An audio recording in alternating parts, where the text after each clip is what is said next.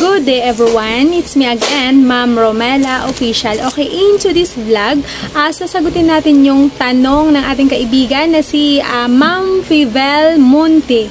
Ang tanong niya po ay, ask ko lang, from 30K start puhunan nyo, ilang years bago nyo naabot ng ganyan? Yan ang katanungan ng ating kaibigan na si Ma'am Fivel. Okay, bago po natin sagutin yan, shout out muna kay Ate GV TV, Humage Channel, Bonifacio Lini, and Irish Pacaldo. More power sa inyong mga channel and God bless.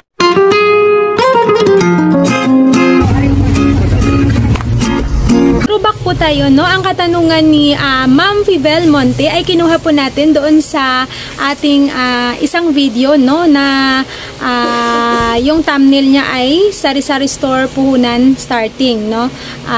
Saan naabot ang 30K mo? So, yun, doon siya nag-comment. Nag-umpisa kami noong year 2013. So, doon po kami nagsimula sa bangketa sa lumang merkado po namin o sa lumang market, no? Nasa bangketa lang po kami nung panahong yun, no? At ang aming puhunan ay 30K nga. Ang aming mga paninda nun ay hindi po sari-sari store, kundi mga gulay-gulay at konting condiments. Mga after 2 years, no? 2013, 2014, 2015. So, nung 2015, no? Nakita talaga namin na talagang lumago yung aming tindahan. At yung aming mga gulay-gulay lang ay naging sari-sari store siya.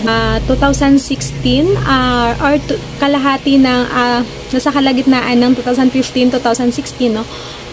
Naghanap ako ng pwesto. No, at ito ang pwesto na yon.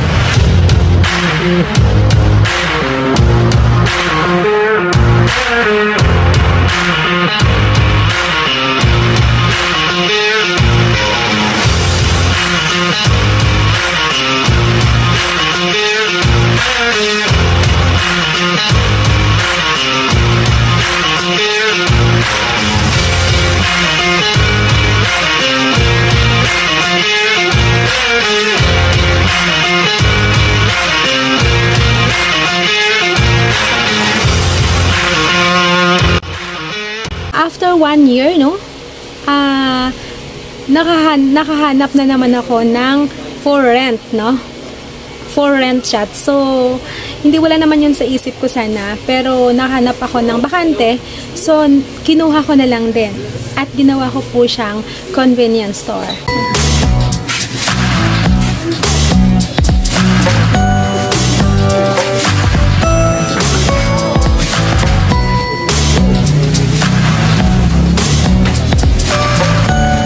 Noong 2018 to 2019, no, kalagitnaan ng 2 taon na yon, no, nagbukas ang bagong market po namin.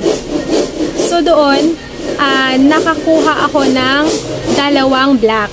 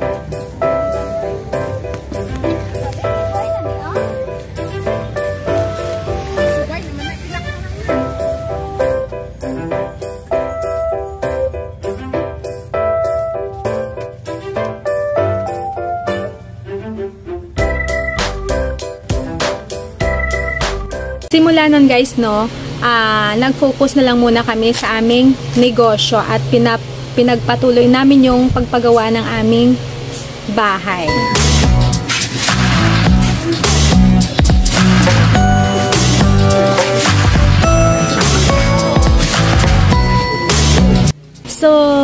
ngayon, no, ang target namin, ang plano namin na makabili ng sariling lote, no, sa gilid ng kalsada, nang sa ganon mapatayuan ng sariling pwesto. Kasi ang hirap pag nag-rent ka lang, guys, no.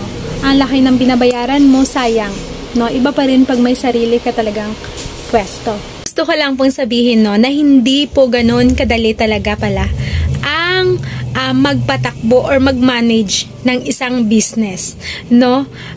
Grabe, no, bago namin narating kung ano ang meron kami ngayon, grabe yung pinagdaanan namin na struggle, problema, yung dumating kami sa point na parang susuko ka na, no, sa mga bayarin, sa rent, lahat. So, dumating sa point na parang hindi ka nababangon, no? Tinatamad ka na.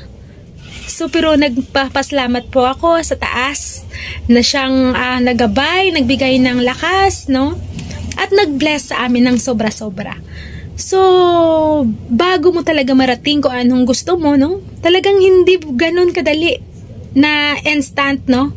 Kailangan mong magsakripisyo. So, sa mga, hindi ko to sinasabi sa inyo para ma-disappoint kayo, no? Sinasabi ko to sa inyo para ma-motivate kayo or, sinasabi ko to sa inyo para ma-inspired kayo na, or maging ready kayo sa kung ano mang papasukin ninyo, no? Na hindi lahat ay nakukuha sa, easy-easy lang, no? Siguro kung meron man, siguro jackpot na yon or nanalo ka sa loto, jackpot na yon. Pero kadalasan ay talagang bago natin makuha yung ating gusto or bago ka maging success, no? Kailangan mo talagang mapagdaanan halos lahat. Sa gustong magsimulang magnegosyo, no? Push mo lang yan. At maging handa ka sa mga pagsubok, no? Ang kailangan mo lang, mangarap ka at magkaroon ka ng goal. Yun ang gigising sa'yo sa araw-araw. Ma'am Fibel, sana nasagot ko po ng maayos ang inyong katanungan. At salamat po pala sa palaging pagsuporta sa aking munting channel. Sa mga kaibigan ko dyan na palaging nakasuporta, marami pong salamat. At sa mga hindi pa po dyan nakasubscribe sa aking channel, please subscribe my channel and hit ko na rin yung notification bell para updated kayo pag may bago akong upload.